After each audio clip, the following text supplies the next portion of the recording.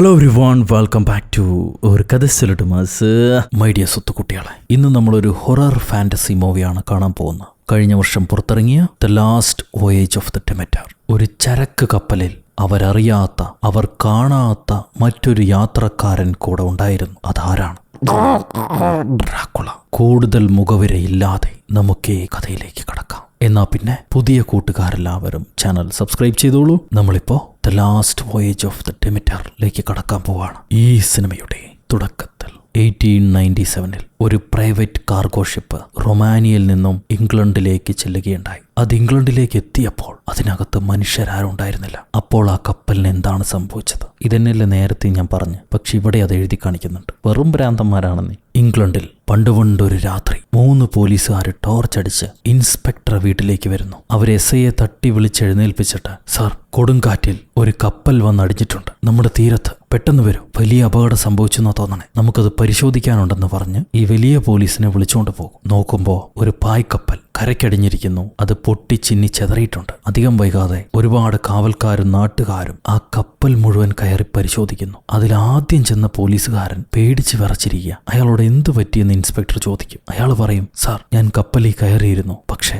അതിനകത്തൊരു മനുഷ്യക്കുഞ്ഞു പോലുമില്ല. പിന്നെ നിനക്ക് എന്താണ് കിട്ടിയത്? അയാൾ പറയും, എനിക്ക് ക്യാപ്റ്റന്റെ ഡയറി കിട്ടി, നിങ്ങളതൊന്ന് വായിച്ചു നോക്കൂ. ഇൻസ്പെക്ടർ ആ ഡയറി എടുത്ത് വായിച്ചു നോക്കും. അതിലൊരു വാർണിംഗ് കൊടുത്തിരിക്കുന്നു. ജാഗ്രത, ഞങ്ങൾ അവനെ തടയാൻ ശ്രമിക്കുകയാണ്. അതിൽ ഞങ്ങൾ വിജയിച്ചില്ലെങ്കിൽ നിങ്ങളുടെ ആത്മാവിന് ദൈവം ശാന്തി തരട്ടെ എന്നാണ് എഴുതിയിരിക്കുന്നത്. അവിടുന്ന് അങ്ങനെ ബ്ലാക്ക് ഔട്ട് ചെയ്താൽ 4 ആഴ്ചകൾക്ക് മുന്നേ റൊമാനിയയിലെ ഒരു ഉൾഗ്രാമത്തിൽ നിന്നും കുറേയധികം കാളവണ്ടികൾ കപ്പലിൽ കയറ്റാനുള്ള ചരക്കുമായി ടൗണിലേക്ക് വരികയാണ്. ആ ചരക്കെല്ലാം ക്രേറ്റ് പെട്ടികളിലായിട്ടാണ് അവർ കൊണ്ടുപോകുന്നത്. ഈ സമയത്ത് ടൗണിൽ ഒരു പറ്റ ആൾക്കാരിരുന്ന് ചീട്ട് കളിക്കുന്നുണ്ടാവും. അതിലെ ഈ ആഫ്രിക്കൻ അമേരിക്കനാണ് നമ്മുടെ നായകൻ. ഈ ടൗൺ ഒരു ഹാർബറിലാണ്. അവിടെ വലിയൊരു കപ്പൽ നിൽക്കുന്നുണ്ട്. ആ കപ്പൽ അല്പസമയത്തിനകം ഇംഗ്ലണ്ടിലേക്ക് പുറപ്പെടും. അതിലെ കപ്പിത്താനാണ് നമ്മുടെ ഈ തൊപ്പി വെച്ച അപ്പൂപ്പൻ. അപ്പൂപ്പനൊരു മകനുമുണ്ട്. വയസ്സാം കാലത്തുണ്ടായ മകനാന്ന് തോന്നുന്നു. ഞാൻ അതിനെക്കുറിച്ച് കൂടുതൽ ചോദിച്ചില്ല. എന്തായാലും ഒരു മകനുണ്ട്. ഇപ്പൊ കപ്പലിൽ ചരക്ക് കൊണ്ടുപോകാനും മാത്രം ആൾക്കാർ തികയില്ല. കുറച്ചുകൂടെ ആൾക്കാർ അവർക്ക് വേണം. അതുകൊണ്ട് ടൗണിൽ നിന്ന് കുറച്ചുപേരെ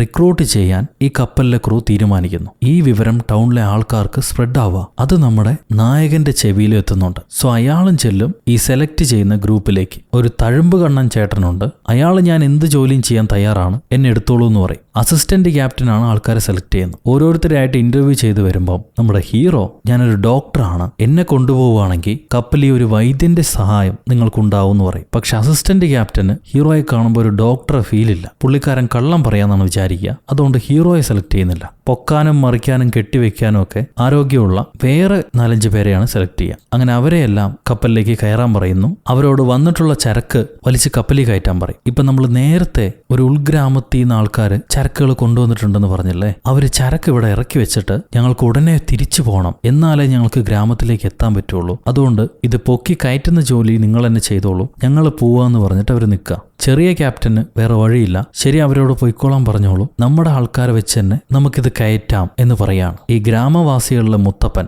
അങ്ങേരാണ് ഈ ചരക്കിനുള്ള പണം കൊടുക്കുന്നത്. കപ്പലുകാർക്ക് കൈ നിറച്ച് പണം കൊടുത്തിട്ട് അവർ ചോദിച്ചതിനേക്കാളും കൂടുതൽ കൊടുത്തിട്ട് ഈ യാത്ര പൂർണ്ണമാവട്ടെ എന്ന് ഞങ്ങൾ പ്രാർത്ഥിക്കുന്നു, ഗുഡ് ലക്ക് എന്നും പറഞ്ഞിട്ട് പോകും. അയാൾ എന്താ പറഞ്ഞെന്ന് ചെറിയ ക്യാപ്റ്റന് മനസ്സിലായില്ല. അവരുടെ ഭാഷ വേറെയാ. ഇപ്പൊ കൂടുതൽ പണം തന്നല്ലോ എന്നുള്ള അതിശയത്തിലാണ് നമ്മുടെ ക്യാപ്റ്റൻ. കുഞ്ഞു ക്യാപ്റ്റൻ. പണിക്കാര് ഈ ഓരോ ക്രേറ്റുകളായിട്ട് വലിച്ചു കയറ്റുന്നുണ്ട്, പെട്ടികൾ. അപ്പൊ അതിലൊരു ക്രേറ്റിൽ ഡ്രാഗന്റെ ചിഹ്നം കാണുമ്പോൾ നമ്മുടെ തഴമ്പ് കണ്ണൻ അപ്പൂപ്പൻ, അയാൾ പേടിച്ച് കൈ പിടിച്ചിരുന്ന കയറ് കയ്യിൽ നിന്ന് സ്ലിപ്പായി പോകും. അതുകൊണ്ട് ഈ കനത്ത വലിയ പെട്ടി നിലത്തേക്ക് വീഴാൻ പോവാ. താഴെ ഒരു കുഞ്ഞ് കളിച്ചുകൊണ്ടിരിക്കുന്നുണ്ട്. അവന്റെ പുറത്തേക്ക് ഈ പെട്ടി വീണേനെ. ഭാഗ്യത്തിന് ഹീറോ ചാടി വീണ് ആ കുഞ്ഞിനെ രക്ഷപ്പെടുത്തും. ആ കുഞ്ഞ് മറ്റാരുമല്ല, നമ്മുടെ വലിയ ക്യാപ്റ്റന്റെ, അതായത് ഫസ്റ്റ് ക്യാപ്റ്റന്റെ മകനായിരുന്നു. താൻ എന്ത് പണിയോടെ കാണിച്ചതെന്ന് ഇവരെല്ലാവരും തഴമ്പ് കണ്ണൻ അപ്പൂപ്പനോട് ചൂടാകുന്നുണ്ട്. അപ്പൊ അപ്പൂപ്പൻ പറയും, ഈ പെട്ടികളിൽ ഡ്രാഗൺ ഉണ്ടെന്നുള്ള കാര്യം നിങ്ങൾ എന്നോട് പറഞ്ഞില്ല. ഡ്രാഗന്റെ ചിഹ്നമുള്ള പെട്ടിയെക്കുറിച്ച് എനിക്കറിയാം. ഡെവിളുമായിട്ടാണോ നിങ്ങളുടെ പോരാട്ടം? ഞാൻ ഈ കളിക്കില്ല, എന്നെ വിട്ടേക്ക്, നിങ്ങളെ പണം നിങ്ങൾ തന്നെ വെച്ചോ, എനിക്ക് ചില്ലി കാശ് വേണ്ടാന്ന് പറഞ്ഞ് അയാൾ പേടിച്ച് ചാടി ഇറങ്ങിപ്പോവും. അയാൾ എന്തിനാ പോണേന്ന് പോലും ഇവർക്ക് മനസ്സിലാവില്ല. ഇപ്പൊ ഫസ്റ്റ് ക്യാപ്റ്റൻ ഹീറോയോട് നന്ദി പറഞ്ഞിട്ട് ചെറിയ ക്യാപ്റ്റനോട് ഹീറോയെ കൂടെ നമ്മുടെ യാത്രയിൽ പങ്കു ചേർത്തോളം പറയും. അങ്ങനെ ചെറിയ ക്യാപ്റ്റൻ വന്ന് ഹീറോയെ വണ്ടി കയറാൻ പറയുന്നു. എല്ലാവരും ബോർഡിംഗ് ആയി കഴിയുമ്പോൾ ഇവർ പായ വലിച്ചു കെട്ടി കപ്പൽ കടലിലേക്ക് ഇറക്കുകയാണ്, ഉൾക്കടലിലേക്ക്. അങ്ങനെ ചരക്ക് കപ്പൽ ഇംഗ്ലണ്ടും ലക്ഷ്യമാക്കി നീങ്ങിത്തുടങ്ങി. ഇതാ ഗ്രാമവാസികൾ ദൂരെ നിന്ന് കാണുന്നുണ്ട്, പേടിച്ചുകൊണ്ട് പ്രാർത്ഥിച്ചിട്ട്. ഇവിടെ കപ്പൽ നീങ്ങിത്തുടങ്ങിയപ്പം എല്ലാവർക്കും സന്തോഷം. ആട്ടവും പാട്ടവും കളിയും ചിരിയൊക്കെ ആയിട്ട് കപ്പലിൽ അവർ യാത്ര പോവാം. അപ്പൊ നമ്മുടെ കുഞ്ഞു പയ്യനില്ലേ ടോബി, അവന് ഹീറോയെ ഭയങ്കര ഇഷ്ടമായി. ഞാൻ ജനിച്ചത് മുതൽ ഈ കപ്പൽ കാണുന്നവനാ, ഞാൻ നിങ്ങൾക്ക് ഈ കപ്പൽ പരിചയപ്പെടുത്തി തരാം, വായോ എന്റെ കൂടെ എന്നും പറഞ്ഞ് അവൻ ആ കപ്പലിലെ എല്ലാ സ്ഥലങ്ങളും ഹീറോയ്ക്ക് കാണിച്ചു കൊടുക്കും. ഒപ്പം ഈ കപ്പലിൽ എവിടെ മുട്ടിയാലും ബാക്കിയുള്ളവർ ആ ശബ്ദം കേൾക്കും. അതൊരു സിഗ്നൽ കൊടുക്കലാണെന്നും കൂടെ അവൻ പറഞ്ഞു കൊടുക്കും ഹീറോയ്ക്ക്. പിന്നെ ഈ കപ്പലിനകത്ത് ഇവർക്ക് ഭക്ഷണത്തിന് വേണ്ട ആട്, പന്നി, കോഴി അങ്ങനെയുള്ള എല്ലാ മൃഗങ്ങളും ഉണ്ട്. അതിനെല്ലാം നോക്കുന്നത് ഞാൻ തന്നെയാ, ഞാനാണ് ഭക്ഷണം കൊടുക്കുന്നതെന്ന് കുഞ്ഞു പയ്യൻ ടോബി പറയും. പിന്നെ കൊണ്ടുപോയി ഒരു ജപ്പാൻകാരൻ കുക്കിനെ കാണിച്ചു കൊടുക്കുന്നുണ്ട്. പുള്ളിക്കാരൻ ക്രിസ്ത്യനാ, നല്ല വിശ്വാസിയാ. കപ്പലിൽ എല്ലാവർക്കും വേണ്ടി ഫുഡ് പാചകം ചെയ്യുന്ന പുള്ളിയാ. അതുകൊണ്ടാണ് പുള്ളീനെ പാചകക്കാരെന്ന് വിളിക്കുന്നത്. അങ്ങനെയല്ലേ? നിങ്ങളുടെ നാട്ടിലെ പാചകക്കാരും അങ്ങനെയാണോ? ഉണ്ടെങ്കിൽ കമന്റ് ചെയ്യും. ഒരു എക്സ്പ്ലനേഷൻ എന്ന് പറഞ്ഞാൽ എന്തൊക്കെ പാടാൻ നോക്കുക. ഇപ്പൊ സന്ധ്യയായി, വയലിനൊക്കെ വായിച്ച് പാട്ടൊക്കെ പാടി കള്ളൊക്കെ കുടിച്ച് എല്ലാവരും അർമാദിക്കുക. ആ സമയത്ത് ഫസ്റ്റ് ക്യാപ്റ്റൻ ചെറിയ ക്യാപ്റ്റനോട് പറയും, നമ്മുടെ കപ്പൽ റീച്ച് ചെയ്ത് കഴിഞ്ഞാൽ ഞാൻ പിന്നീട് ക്യാപ്റ്റനായിട്ട് വരില്ല, അയർലൻഡിലേക്ക് പോവാ, അവിടെ കുടുംബമായിട്ട് കഴിയാൻ പോകുന്നു. ഇനിയുള്ള കാലം ഇനി കടലിനോട് വിടയാ, എന്റെ യാത്രകൾ അവസാനിച്ചു, ഇനി യാത്ര ചെയ്യേണ്ടത് നീയാ, ഈ കപ്പലിന് യോജിച്ച അടുത്ത ക്യാപ്റ്റൻ നീയാ, നീ ആയിരിക്കും ഫസ്റ്റ് ക്യാപ്റ്റൻ. സമ്മതമാണോ? അത് കേൾക്കുമ്പോൾ നമ്മുടെ ചെറിയ ക്യാപ്റ്റന് ഒരുപാട് സന്തോഷമാവും. വലിയ ബഹുമതി കിട്ടിയതുപോലെ. അവൻ ഇത്രയും കാലം ആഗ്രഹിച്ച ഒരു സംഭവം അതിങ്ങനെ സർപ്രൈസ് ആയിട്ട് കിട്ടുമെന്ന് പുള്ളിക്കാരൻ വിചാരിച്ചില്ല. സന്തോഷമായി. അങ്ങനെ അവരെല്ലാവരും സന്തോഷിച്ചുകൊണ്ടിരിക്കുന്ന സമയം ഈ ക്രേറ്റ്സ് അടുക്കി വെച്ചിട്ടല്ലേ, അതിലെ ഒരെണ്ണം കിടന്ന് ഇളകുന്നുണ്ട്. അതിനകത്ത് എന്തോ ഉള്ളതുപോലെ. രാത്രി കപ്പലിലുള്ള ചെറിയ ചെറിയ എലികൾ ഇവയെല്ലാം എന്തിനെയോ കണ്ട് പേടിച്ച് കപ്പലിൽ നിന്ന് ഒരൊറ്റ ഓട്ട ഏതോ ഒരു ഭാഗത്തേക്ക് ഓടിപ്പോയി. പിന്നെ ഒന്നിന്റെയും പൊടി പോലുമില്ല. വൈകിട്ട് ഭക്ഷണമെല്ലാം പാചകക്കാരൻ എല്ലാവർക്കും വിളമ്പി കൊടുത്ത് എല്ലാവരും കഴിച്ചുകൊണ്ടിരിക്കുക. അപ്പൊ ക്യാപ്റ്റൻ പറയും, ഇപ്പൊ ഷിപ്പിലുള്ള നിങ്ങളെല്ലാവർക്കുമാണ് ഈ ചരക്ക് കൊണ്ടുപോകാനുള്ള വേതനത്തിന്റെ പങ്ക് ലഭിക്കാൻ പോകുന്നു. എല്ലാവരും ആ പങ്കുകൊണ്ട് എന്താ ചെയ്യാൻ പോണെന്ന് ചോദിക്കും. ഓരോരുത്തർ വീട് വാങ്ങും, ബ്രോത്തലിൽ പോകും, കള്ളുകുടിക്കും, പെണ്ണുകെട്ടും എന്നൊക്കെ പറയുന്നുണ്ട്. നമ്മുടെ ഹീറോയ്ക്ക് മാത്രം ഒരു ലക്ഷ്യമില്ല. താൻ എന്താ ചെയ്യാൻ പോണെന്ന് ചോദിക്കുമ്പോൾ എന്റെ മനസ്സിൽ ഒരുപാട് ചോദ്യങ്ങളുണ്ട്. അതിനൊന്നും ഉത്തരം ലഭിച്ചിട്ടില്ല. ഈ ലോകത്തെക്കുറിച്ച് ഒരു സെൻസും എനിക്ക് മനസ്സിലാകുന്നില്ല. കൂടുതൽ വിഷയങ്ങൾ ഓരോ ദിവസം കാണുമ്പോഴും അതിനൊന്നും ഒരു സെൻസ് ഇല്ലാത്ത പോലെയാണ് എനിക്ക് തോന്നിയിട്ടുള്ളത്. എനിക്ക് മനസ്സിലാകുന്നില്ല. ഇത് കേൾക്കുമ്പോൾ ക്യാപ്റ്റൻ പറയും, ഒരുപക്ഷെ നമ്മൾ ആരും മനസ്സിലാക്കാൻ പാടില്ല എന്ന രീതിയിലായിരിക്കും ഈ ലോകം സൃഷ്ടിക്കപ്പെട്ടിട്ടുണ്ടാവുക. അതുകൊണ്ട് ഒരുപാട് മനസ്സിലാക്കാൻ ശ്രമിക്കേണ്ട, ശാന്തനായിട്ട് ജീവിച്ചാൽ മതി എന്നിങ്ങനെ ക്യാപ്റ്റൻ അഡ്വൈസ് ചെയ്തുകൊണ്ടിരിക്കുക. അപ്പൊ പട്ടി ചരക്ക് സൂക്ഷിച്ചു വെച്ചിരിക്കുന്ന അണ്ടർഗ്രൗണ്ട് നോക്കി കുരയ്ക്കുന്നുണ്ട്. എന്താ പറ്റിയതെന്നറിയില്ല. ഹീറോ ടോവിനെയും വിളിച്ചിട്ട് പോയി ഈ മൃഗങ്ങളെ പാർപ്പിച്ചിരിക്കുന്ന സ്ഥലത്ത് ചെന്ന് ചെക്ക് ചെയ്യും. അവിടെ കുഴപ്പമൊന്നുമില്ല. എന്നാൽ കാറ്റ് ആഞ്ഞു വീശുന്നതുകൊണ്ട് തിരമാലകൾ ആടി ഒലയുന്നുണ്ട്. അപ്പൊ ഈ ക്രേറ്റ്സ് അടുക്കി വെച്ചിരിക്കുന്നതിൽ ഒരെണ്ണം സ്ഥാനം തെറ്റി നിലത്തേക്ക് മാറി വീണിട്ടുണ്ട്. ഹീറോ കുഞ്ഞിനെ മാറ്റി നിർത്തി ആ ഭാഗത്ത് ചെന്ന് ചെക്ക് ചെയ്യും. അപ്പോൾ ഒരു പെട്ടി പൊട്ടി അതിനകത്തുണ്ടായിരുന്ന മണ്ണൊക്കെ നിലത്തേക്ക് വീണിരിക്കുന്നു. അതിനകത്ത് മണ്ണാണുള്ളതെന്ന് അത് പൊട്ടിയപ്പോഴാണ് മനസ്സിലായത്. ഈ മണ്ണ് മാറ്റി നോക്കുമ്പോൾ ഒരു സ്ത്രീയുടെ ശരീരം. ഹീറോ ആദ്യം പേടിച്ചു പോകും. എന്നാൽ സൂക്ഷിച്ചു നോക്കുമ്പോൾ അത് ജീവനുള്ള ഒരു സ്ത്രീ തന്നെയാണ്, മനുഷ്യ സ്ത്രീ തന്നെയാണ്. ഉടനെ അവളെയും പൊക്കി എടുത്തുകൊണ്ട് വന്ന് ടേബിളിൽ കിടത്തി പരിശോധിക്കുക. അവൾക്ക് പാതി ജീവനേ ഉള്ളൂ. എന്തോ ഇൻഫെക്റ്റഡ് ആയിട്ടുണ്ട്. പെണ്ണിന് എന്തോ ഒരു ഡിസീസ് ഉണ്ട്. അവളുടെ ബോഡീനെ കൊണ്ട് അത് തരണം ചെയ്യാൻ കഴിയുന്നില്ല. ഇൻഫെക്റ്റഡ് ആണ്. ഉടനെ ഇവൾക്ക് ബ്ലഡ് കൊടുക്കണം. എന്നാൽ മാത്രമേ അവൾക്ക് അതിനെ റെസിസ്റ്റ് ചെയ്യാനുള്ള കരുത്തുണ്ടാവുള്ളൂ. അതുകൊണ്ട് ഞാൻ ബ്ലഡ് കൊടുക്കാമെന്ന് ഹീറോ പറയും. എന്നിട്ട് അങ്ങേരെ സ്വന്തം രക്തം ഈ പെൺകുട്ടിക്ക് കുത്തിവെക്കുകയാണ്. തന്റെ വെയിനിൽ നിന്ന് പൈപ്പ് വഴി ആ പെണ്ണിന്റെ വെയിനിലേക്ക് കണക്ട് ചെയ്ത് കൊടുക്കും. കുറച്ചേ കൊടുക്കുള്ളൂ, ഒരു ദിവസം ഇത്രയല്ലേ കൊടുക്കാൻ പാടുള്ളൂ ആ അളവിന്. ഇപ്പൊ കപ്പലിനകത്ത് അടുക്കിയിരിക്കുന്ന മറ്റ് ക്രേറ്റ്സില് ഒരു കൊത്തുപണിയൊക്കെ നടത്തിയിട്ടുള്ള ക്രേറ്റ് കാണാൻ വ്യത്യസ്തമാണ്. അത് കിടന്നിളകുന്നുണ്ടാവും. എന്താണ് വിഷയം എന്നറിയില്ല. ഈ സമയത്ത് കപ്പലിൽ പ്രതീക്ഷിക്കാതെ ഒരു പെണ്ണിന്റെ ശരീരം കിട്ടിയില്ലേ. അവള് കാരണം മറ്റുള്ളവർക്ക് ബുദ്ധിമുട്ടുണ്ടാകുമോ? അവളെ കപ്പലിൽ തന്നെ വെക്കണോ, ചികിത്സിക്കണോ, അതോ കൊണ്ട് കളയണോ എന്നുള്ള ചർച്ചയിലായിരിക്കും ആൾക്കാർ. ഹീറോ അവൾക്ക് ചികിത്സ കൊടുത്തേ മതിയാക്കൂ, ഞാൻ അവൾക്ക് ചികിത്സ കൊടുത്തോളാം, ഇവളെ കളയാൻ നിർബന്ധിക്കരുത് എന്ന് പറയും. ക്യാപ്റ്റനും അതിന് സമ്മതിക്കും. ഒരു ജീവനുള്ള പെൺകുട്ടിയെ ഏതൊരവസ്ഥയിലും കൈവിടിയരുത്, അതിന് ട്രീറ്റ്മെന്റ് നടന്നോട്ടെ, എനിക്ക് എതിർപ്പില്ല എന്ന് പറഞ്ഞിട്ട് ക്യാപ്റ്റൻ പോകും. എന്നാൽ മുടി വളർത്തിയ യേശുക്രിസ്തുവിനെ പോലെ ഒരു ജോത്സ്യനുണ്ട് കപ്പലിൽ. അങ്ങേര് പറയും, കപ്പലിൽ പെണ്ണുങ്ങളുള്ളത് ശാപമാണ്, അത് നമുക്ക് ബുദ്ധിമുട്ടുണ്ടാക്കും, നമ്മൾ ആണുങ്ങൾ മാത്രമേ ഉള്ളൂ, നമുക്കതൊരു വലിയ കുഴപ്പമാകും എന്ന് പുള്ളിക്കാരൻ പറയുന്നുണ്ട്. ഹീറോ പറയും, അടങ്ങിയിരുന്ന ആർക്കും കുഴപ്പമൊന്നും ഉണ്ടാവില്ല, ആ പെണ്ണിനെ ശല്യം ചെയ്യാതിരുന്നാൽ മതി, ബാക്കി കാര്യം ഞാൻ നോക്കിക്കോളാം. ഇത് പറഞ്ഞുകൊണ്ടിരിക്കുമ്പോൾ ജോത്സ്യൻ ബൈനോക്കുലർ വെച്ച് കപ്പലിന്റെ പരിസരമെല്ലാം പരിശോധിക്കുന്നുണ്ട്. കപ്പലിൽ യാത്ര പോകുമ്പോൾ ചുറ്റും പരിശോധിക്കണം ഇടയ്ക്കിടെ. ചെറിയ ഐലൻഡോ ഐസ് കട്ടകളോ ഉണ്ടെങ്കിൽ അത് ഇടിച്ചാൽ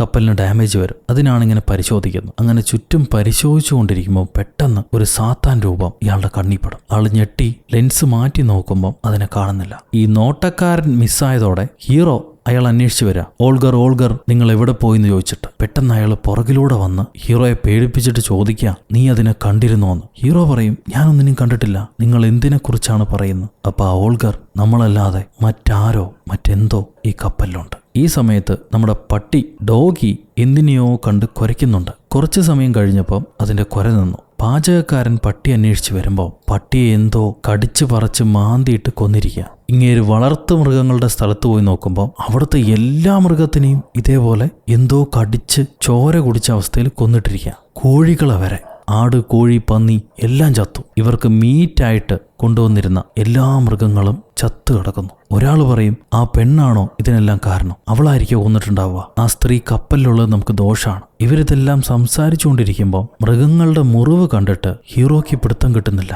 എന്തായിരിക്കും മരണകാരണമെന്ന്. എന്തോ റാബിസ് വന്നതാണ്, അത് കടിച്ചിട്ടാണ് സംഭവിച്ചിട്ടുള്ളത് എന്നായിരിക്കും ഹീറോ പറയുക. അപ്പൊ ക്യാപ്റ്റൻ ചോദിക്കും, ഈ റാബിസ് മറ്റുള്ളവർക്കും പകരുമോന്ന്. ഹീറോ പറയും, സാധാരണഗതിയിൽ പകരില്ല, കടിക്കുകയാണെങ്കിൽ മാത്രമേ പകരുള്ളൂ. എന്നാൽ അങ്ങനെയുള്ള ആരും നമ്മുടെ കൂട്ടത്തില്ല. ഇൻഫെക്റ്റ് ആയ എന്തോ ഒരു മൃഗമായിരിക്കണം തമ്മി കടിച്ചിട്ടുണ്ടാവും. അപ്പൊ കൂടുള്ള റഷ്യക്കാരൻ പറയും, ഞാൻ ഇത്രയും കാലം സെയിൽ ചെയ്തിട്ടുണ്ട്, ഇതുപോലത്തെ അനുഭവമില്ല. നമ്മുടെ കപ്പലിൽ 2 അന്യദേശ തെണ്ടികൾ ഇരിപ്പുണ്ട്, അവര് കാരണമായിരിക്കും ഇങ്ങനെയുള്ള ബാഡ് ഓമൺ ഉണ്ടായിട്ടുണ്ടാവുക. ഹീറോയാണ് കാരണം എന്ന് പറഞ്ഞിട്ട് അവൻ ഹീറോയെ കുറ്റപ്പെടുത്തും. ഉടനെ ഹീറോയ്ക്ക് ദേഷ്യം വന്ന് ഹീറോ, അത് ഞാനാടാ, പറ്റുമെങ്കിൽ എന്നെ അടിച്ചു തോൽപ്പിക്കുമെന്ന് പറഞ്ഞ് അയാളെ ഇടിക്കാൻ പോവുകയാണ്. അപ്പൊ നമ്മുടെ ജ്യോത്സ്യൻ പറയും, കുറ്റക്കാരൻ അവനല്ല, കപ്പലിൽ ഒരു സാത്താനുണ്ട്, ശക്തനായ സാത്താൻ, അതാണ് കുറ്റക്കാരൻ. അയാൾ ഈ പറയുന്നത് ബാക്കിയുള്ളവർ കാര്യമായിട്ട് എടുക്കില്ല. ജ്യോത്സ്യനല്ലേ ഇങ്ങനെ എന്തെങ്കിലുമൊക്കെ വിളിച്ചു പറയുന്നു വിചാരിച്ചിട്ട് ഇവരത് വിടും. അത് കഴിയുമ്പോൾ ഇൻഫെക്റ്റ് ആയി ചത്ത എല്ലാ മൃഗങ്ങളെയും കൊണ്ടുപോയി കളയാണ്. ഇപ്പൊ നമ്മുടെ ടോബി ഇരുന്ന് കരയുന്നുണ്ട്, ഈ മൃഗങ്ങളെല്ലാം ചത്തുപോയതുകൊണ്ട്. ഹീറോ എന്ത് പറ്റിയും ചോദിക്കുമ്പോൾ ആ മൃഗങ്ങളെയെല്ലാം സൂക്ഷിച്ചു നോക്കേണ്ടത് എന്റെ കടമയായിരുന്നു, ഞാൻ ഒരുപാട് കെയർ ചെയ്താൽ നിങ്ങൾ നോക്കിയത്. എന്നാൽ ഇങ്ങനെ സംഭവിച്ചത് എനിക്ക് വളരെ വിഷമായി, എന്റെയും കൂടെ ഉത്തരവാദിത്വമല്ലേ അത്, എനിക്ക് തെറ്റുപറ്റിപ്പോയി എന്ന് പറഞ്ഞിട്ട് അവൻ കരയുക. അപ്പൊ ഹീറോ അവനെ സമാധാനിപ്പിക്കും, ജീവിതത്തിൽ ചില വിഷയങ്ങൾ നമ്മുടെ കൈവിട്ട് പോകും, അങ്ങനെയാണ്, അതിനെല്ലാം നമ്മൾ ഉത്തരവാദികളാവണമെന്നില്ല. നമ്മളെ കൊണ്ട് കഴിയുന്ന ഏറ്റവും ബെസ്റ്റ് ആയിട്ടുള്ള കാര്യങ്ങൾ ചെയ്യാം. നീ അത് ചെയ്തു, എന്നാൽ സംഭവിച്ചത് അതിനപ്പുറമാണ്, അത് നിന്റെ കയ്യിലില്ല, ആരുടെയും കയ്യിലുള്ളതല്ലാതെ. ജീവിതം അങ്ങനെയാണെന്ന് പറഞ്ഞ് കുഞ്ഞിനെ സമാധാനിപ്പിക്കും. അത് കഴിഞ്ഞ് ഹീറോയും ജ്യോത്സ്യക്കാരനും വേറെ 2 പണിക്കാരൊക്കെ കൂടി പായ വലിച്ചു കെട്ടുകയായിരിക്കും. ആ സമയത്ത് ജ്യോത്സ്യക്കാരൻ ഹീറോയോട് പറയുന്നുണ്ട്, ഞാൻ ഇന്നലെ രാത്രി ഒരു സാത്താൻ രൂപം കണ്ടിരുന്നു, എനിക്കതിൽ പേടിയുണ്ട്, നമുക്കെന്തോ അൺനാച്ചുറൽ ആയിട്ട് നടക്കാൻ പോകുന്ന പോലെ. അത് കേൾക്കുമ്പോൾ ഹീറോ പറയും, എനിക്കങ്ങനെ അന്ധവിശ്വാസങ്ങളിൽ ഒരു വിശ്വാസമില്ല, ഞാൻ സയന്റിഫിക്കലായി ട്രൂത്ത് ആയിട്ടുള്ള കാര്യങ്ങൾ മാത്രമേ വിശ്വസിക്കൂ, അത് മാത്രമേ എനിക്ക് ചുറ്റും ഇന്ന് വരെ നടന്നിട്ടുള്ളൂ, അതുകൊണ്ട് അൺനാച്ചുറൽ ആയിട്ടുള്ള കാര്യങ്ങൾ എന്നോട് പറയണ്ട, എനിക്കത് കേൾക്കാൻ താല്പര്യമില്ല എന്ന് ഹീറോ പറയും. ഹീറോയ്ക്ക് പ്രേതഭൂത പിശാചുക്കളിൽ വലിയ വിശ്വാസമൊന്നുമില്ല, അതുങ്ങൾ പുള്ളിയുടെ ടൈപ്പല്ല, ലെഫ്റ്റ് സ്വൈപ്പ്. ഇപ്പൊ കളഞ്ഞു കിട്ടിയ പെണ്ണിനെ വീണ്ടും ട്രീറ്റ്മെന്റ് കൊടുക്കുന്നുണ്ട്. ചെറിയ മെച്ചങ്ങളേ ഉള്ളൂ, പൂർണ്ണമായിട്ട് ഗുണമായിട്ടില്ല. അവൾ എന്തൊക്കെയോ പറയുന്നുണ്ട് പിച്ചും പേയും. എന്താ പറയണമെന്ന് ചോദിക്കുമ്പോൾ ടോബി പറയും, ടോബിയാണ് അവൾക്ക് കാവലായിട്ടിരിക്കുന്നത്. ടോബി പറയും, എന്തോ കണ്ട് പേടിച്ച അവസ്ഥയിലാണ് പെണ്ണ് പിച്ചും പേയും പറയുന്നത്, നമ്മുടെ ഭാഷയല്ല, മറ്റെന്തോ ഭാഷയാണ്, എന്നാൽ ഇംഗ്ലീഷും കുറച്ചറിയാം, ഓരോ വാക്കുകൾ ഞാൻ കേൾക്കുന്നുണ്ട്. അത് കഴിയുമ്പോൾ രാത്രി പാചകക്കാരൻ ജപ്പാൻകാരൻ ഹീറോയോട് പറയും, ഞാനൊരു വിഷയം കണ്ട് പേടിച്ചിരിക്കുക, മരം കൊണ്ടുണ്ടാക്കിയ എല്ലാ കപ്പലുകളിലും കപ്പൽ കത്തിച്ചാൽ പോലും എലികൾ അതിനെ വിട്ടുപോകില്ല. എന്നാൽ ഇന്നിപ്പോ നമ്മുടെ കപ്പലിൽ ഒരു എലി പോലും ഇല്ല, അത് അൺനാച്ചുറലാ, എന്തോ വലിയ മോശമായത് സംഭവിക്കാനിരിക്കുന്നു, അതുകൊണ്ടായിരിക്കണം എലികൾ വിട്ടുപോയിട്ടുണ്ടാവുക. ഇതും പറഞ്ഞ് അയാൾ ബീഡിയും വലിച്ച് തന്റെ മുറിയിലേക്ക് തിരിച്ചു പോകും. അത് കഴിയുമ്പോൾ രാത്രി ഈ കപ്പൽ കൺട്രോൾ ചെയ്യാൻ വേണ്ടി കപ്പലിന്റെ മുകൾ ഭാഗത്ത് 1-2 പേര് എപ്പോഴും ഉണ്ടാവും, അതിന്റെ വീലൊക്കെ തിരിക്കാൻ. നമ്മുടെ റഷ്യക്കാരനാണ് ഇന്ന് വീല് തിരിക്കാൻ കപ്പലിന് മണ്ടയിലുള്ളത്. അയാള് കപ്പലിന്റെ പുറകുവശത്തുനിന്ന് എന്തോ ശബ്ദം കേട്ടുവരും. അപ്പോ ചരക്ക് ഇറക്കിയ ഭാഗത്ത് മരമൊക്കെ പൊട്ടിച്ച് എന്തോ ഒന്ന് താഴെ നിന്ന് മുകളിലേക്ക് വന്നിട്ടുണ്ട്. എന്താന്ന് മനസ്സിലായില്ല. അതിന് തൊട്ടടുത്ത് നല്ല പ്രായമായ കിളവൻ കണക്കെ ഒരു മനുഷ്യജന്തു, എന്താന്ന് മനസ്സിലായില്ല, കിടന്ന് എഴയുന്ന കാണും. നീ ആരാടാ, നീ എപ്പോഴാ ഈ കപ്പലിനകത്ത് വന്നത് എന്ന ചോദ്യം റഷ്യക്കാരൻ പറഞ്ഞ് അവസാനിപ്പിക്കുന്നതിന് മുന്നേ അവന്റെ കഴുത്തിലേക്ക് ഈ സാധനം ചാടി വീണ് കഴുത്ത് വലിയ നഖം കൊണ്ടുള്ള കൈകൾ വെച്ച് വലിച്ചു പൊട്ടിച്ചു കളയും. എന്നിട്ട് മേത്ത് കയറി കടന്ന് കഴുത്തേ കടിച്ച് രക്തം കുടിക്കുക. എന്തു വലിയ കയ്യാ നോക്കതിന്റെ, മോന്ത മുഴുവനുണ്ട്, ഒരു ജാതി സത്വം. ഇപ്പൊ രാത്രി എന്തോ ശബ്ദം കേട്ട് ഹീറോ വന്ന് നോക്കുമ്പോൾ ചരക്ക് ഇറക്കിയ ഭാഗം പൊട്ടിയിട്ടുണ്ട്. നമ്മുടെ റഷ്യക്കാരനെ കാണാനുമില്ല. രക്തത്തിന്റെ തുള്ളികളും റഷ്യക്കാരന്റെ കത്തിയും അവിടെ കിടപ്പുണ്ടാവും. ഹീറോ പേടിച്ച് മണിയടിക്കുന്നു. ആൾക്കാരെല്ലാം ഓടിക്കൂടി. ഇപ്പോ റഷ്യക്കാരനെ കാണുന്നില്ല. ഒറ്റ രാത്രി കൊണ്ട് റഷ്യക്കാരൻ എവിടെ പോയി എന്ന് അറിയില്ല ആർക്കും. മദ്യപിച്ച് മതോന്മത്തനായി കപ്പലിൽ നിന്ന് വീണു പോയതായിരിക്കും എന്നാണ് ആൾക്കാർ പറയുക. അപ്പൊ ഹീറോ ക്യാപ്റ്റനോട് പറയും, ഞാൻ ആ പട്ടിയുടെ ബോഡി ചെക്ക് ചെയ്തപ്പോൾ അതിന്റെ കഴുത്തിലൊരു ബൈറ്റ് മാർക്കുണ്ടായിരുന്നു. എല്ലാ മൃഗങ്ങൾക്കും അങ്ങനെ ഒരു മാർക്കുണ്ടായിരുന്നു. ഇന്നലെ റഷ്യക്കാരന്റെ രക്തവും ഞാൻ ഈ ടോപ്പ് ബോഡിയിൽ കണ്ടിരുന്നു. ഇവിടെ എന്തോ സംഭവിക്കുന്നുണ്ട് ക്യാപ്റ്റൻ. ഇത് ഹീറോ പറഞ്ഞു തീരുമ്പോഴേക്കും ആ ബോധം കെട്ട് കിടന്ന പെണ്ണ്, അവൾക്ക് ബോധം വന്ന് അവൾ എഴുന്നേറ്റ് വന്നിരിക്കുന്നു. അവൾ പേടിച്ച് വിറച്ച മുഖത്തോടെ, ഹീസ് ഹിയർ, അവൻ ഇവിടെയുണ്ട്, അവൻ ഈ കപ്പലിലുണ്ട്, ഇനി ഈ കപ്പലിൽ ആരും ഉണ്ടാവാൻ പാടില്ല, എല്ലാവരും കപ്പലിൽ നിന്ന് പുറത്തേക്ക് ഇറങ്ങിക്കോ, നമ്മൾ ഈ കപ്പലിൽ ഉണ്ടാവരുത്, അവൻ എല്ലാവരെയും കൊല്ലുമെന്ന് പറഞ്ഞ് ആ പെണ്ണ് ഒച്ച വയ്ക്കുക, ബഹളം വയ്ക്കുക, എല്ലാവരെയും വലിച്ചു താഴേക്കിടാൻ നോക്കുക. ഒരുപാട് നിലവിളിയാവുമ്പം ഇവരാ പെണ്ണിനെ പിടിച്ച് കെട്ടിവെക്കും. നമ്മുടെ ചെറിയ ക്യാപ്റ്റൻ നമ്മളിപ്പോൾ പുറപ്പെട്ട് നല്ല വെതറിലാണ് പോയിക്കൊണ്ടിരിക്കുന്നത്. ഇവിടെ നമ്മുടെ യാത്രയെ ശല്യപ്പെടുത്തുന്ന രീതിയിൽ ആരും സംസാരിക്കരുത്, സംസാരിച്ചാൽ ഞാൻ ഇഷ്ടപ്പെടില്ല, ആരും തിരിച്ചു പോകുന്നതിനെ കുറിച്ച് ആലോചിക്കുകയോ ഒരക്ഷരം മിണ്ടുകയോ ചെയ്യരുത് എന്ന് പറഞ്ഞ് അയാൾ എല്ലാവർക്കും ഒരു വാണിംഗ് കൊടുക്കും. അത് കഴിയുമ്പോൾ ഹീറോ ആ വയലന്റായ പെണ്ണിനെ വിളിച്ചുകൊണ്ട് വന്ന് ഒരു മുറിയിലിരുത്തിയിരിക്കുക. എന്നിട്ട് അവളോട് ചോദിക്കും, നീ എന്താണ് ശരിക്കും പറഞ്ഞുകൊണ്ടിരുന്നത്, തെളിച്ചു പറയൂ, എനിക്ക് മനസ്സിലായിട്ടില്ല. അപ്പോൾ ആ പെൺകുട്ടി, എൻ്റെ ഗ്രാമത്തിൽ ഒരു പഴയ ക്യാസിലുണ്ട്, അവിടെ ഒരു ഡെവിൾ ഉണ്ടെന്ന് എല്ലാവരും പറഞ്ഞിരുന്നു. രാത്രി കാലങ്ങളിൽ ആ ഡെവിൾ വേട്ടയ്ക്കിറങ്ങുമായിരുന്നു. മനുഷ്യരക്തമാണ് അതിന് ഭക്ഷണമായിട്ട് വേണ്ടത്. ജനങ്ങളുടെ സേഫ്റ്റിക്ക് വേണ്ടി ഞങ്ങളുടെ ഗ്രാമവാസികൾ ആ ഡെവിളുമായി ബാർഗെയിൻ ചെയ്ത് ഒരു ഡീലിലെത്തിയിരുന്നു. അവനു വേണ്ടി ചില ആൾക്കാരെ സമ്മാനമായിട്ട് കൊടുത്തിരുന്നു. അവരുടെ രക്തം അവർക്ക് കുടിക്കാം. ഞങ്ങൾ അവനെ വിളിച്ചിരുന്നത് ഡ്രാക്കുള എന്നാണ്. ഗ്രാമവാസികളുടെ ഇഷ്ട സമ്മാന ദാനമാണ് ഞാൻ, ആ ഡ്രാക്കുളയുടെ ഭക്ഷണം. ഇത് കേൾക്കുമ്പോൾ ഹീറോ, നീ എന്താണ് പറഞ്ഞു വരുന്നത്? ആ ഡ്രാക്കുളയ്ക്ക് ഭക്ഷണമായിട്ടാണോ നിന്നെ അവർ പെട്ടിക്കകത്തിട്ട് പൂട്ടി ഈ കപ്പലിൽ കയറ്റി വിട്ടത്? അത് കേൾക്കുമ്പോൾ പെണ്ണ് അതേന്ന് പറഞ്ഞ് അവളുടെ പുറം കാണിച്ചു കൊടുക്കും. ഈ ഡ്രാക്കുള കടിച്ച് രക്തം കുടിച്ചതിന്റെ പാടുണ്ട് അവിടെ. സോ ഈ ഡ്രാക്കുളയ്ക്ക് ഗ്രാമവാസികൾ ചില ആൾക്കാരെ രക്തം കുടിക്കാൻ വേണ്ടി കൊടുത്തിരുന്നു, ബാക്കിയുള്ളവരെ ആക്രമിക്കാതിരിക്കാൻ വേണ്ടി. ആ കൊടുത്തിരുന്ന ഒരു മനുഷ്യ സ്ത്രീയാണ് നമ്മുടെ ഈ പെണ്ണ്. യാത്രയിൽ ഡ്രാക്കുളയ്ക്ക് ഭക്ഷണം വേണമെങ്കിൽ ഈ പെണ്ണിനെ കുടിച്ചോട്ടെ എന്ന് പറഞ്ഞിട്ടാണ് ഈ പെണ്ണിനെയും പെട്ടിയിലിട്ട് പൂട്ടി വണ്ടി കയറ്റിവിട്ടത്. ആ പെണ്ണിനെയായിരുന്നു ഹീറോ രക്ഷപ്പെടുത്തിയത്. ഇപ്പൊ രാത്രി നമ്മുടെ ജ്യോത്സ്യക്കാരൻ ഓൾഗർ കപ്പലിന് മണ്ടയിൽ അതിനെ കൺട്രോൾ ചെയ്യാൻ പോയി നിൽക്കുന്നുണ്ട്. കൂടെ തന്നെ വേറൊരാളുണ്ടാവും. ഓൾഗർ ബീഡിയൊക്കെ വലിച്ച് തിരിച്ചു വരുമ്പോൾ ഈ സാത്താൻ ആ കൂടെ ഉണ്ടായിരുന്ന വെള്ളമുടിയനെ തലമണ്ടയടിച്ച് കൊന്നിട്ട് രക്തം കുടിച്ചുകൊണ്ടിരിക്കുക. ഇത് കാണുമ്പോൾ ഓൾഗർ ഞെട്ടിപ്പോകും. അയാൾ പേടിച്ച് പായ്ക്കപ്പലിന്റെ പായക്കെട്ടിലേക്ക് വലിഞ്ഞു കയറുക. പിന്നീട് എന്താ സംഭവിച്ചെന്നറിയില്ല. കപ്പൽ കൺട്രോൾ വിട്ട് നിലയില്ലാതെ അങ്ങോട്ടും ഇങ്ങോട്ടും ആടി ഒലയുക. അതിന്റെ സ്റ്റിയറിംഗ് കൺട്രോൾ ചെയ്യാൻ ഇപ്പോൾ ആൾക്കാരില്ല. സോ ബെഡിൽ നിന്ന് നിലത്തേക്ക് വീണ ഹീറോയും വേറെ 2 പണിക്കാരും കൂടെ ചേർന്ന് ഓടി കപ്പലിന് മണ്ടയ്ക്ക് വന്ന് അതിന്റെ സ്റ്റിയറിംഗ് കൺട്രോൾ ചെയ്ത് കപ്പലിനെ ബാലൻസ് ചെയ്യുന്നു. വലിയ ഇടിയും മഴയും ഉണ്ട്, കൊടുങ്കാറ്റും. അപ്പോഴാണ് കുഞ്ഞു പയ്യൻ, ഇവരെന്താ ചെയ്യണമെന്ന് നോക്കാൻ വേണ്ടി വന്ന കുഞ്ഞു പയ്യന്റെ മേത്ത്